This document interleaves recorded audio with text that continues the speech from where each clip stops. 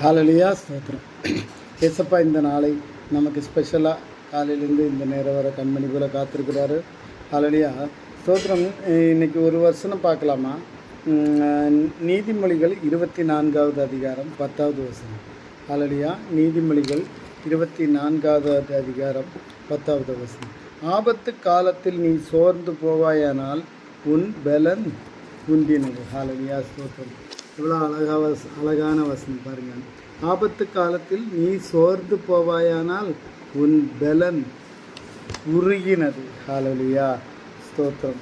இந்த கொரோனா பீரியடில் கொரோனா நாட்களில் எத்தனையோ பெரிய பெரிய அதிபர்களாக இருக்கட்டும், பாஸ்டர்ஸாக இருக்கட்டும், பெரிய பெரிய பண முதலைகளாக இருக்கட்டும், கம்பெனி ஃபேக்ட்ரி ஓனர்களாக இருக்கட்டும், எவ்வளவோ கோடிக்கணக்கில் பணத்தை வைத்திருந்தார்கள்.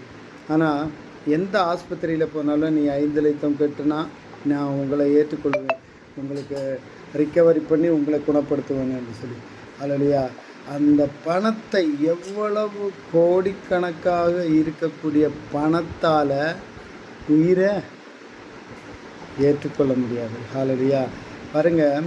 ஆனால் 2 ராஜாக்கள் 20வது அதிகாரம் 1-7 வசனம் வர பாருங்கள். அந்த எசேக்கியா ராஜா எத்தனை சூழ்நிலைகளில் அவர் இறக்கும் தருவாயில் இருக்கிறார் என்று ஏசாயா தீர்க்கதரிசி சொன்னார். ஹalleluya. அவர் என்ன சொன்னார் பாருங்கள்.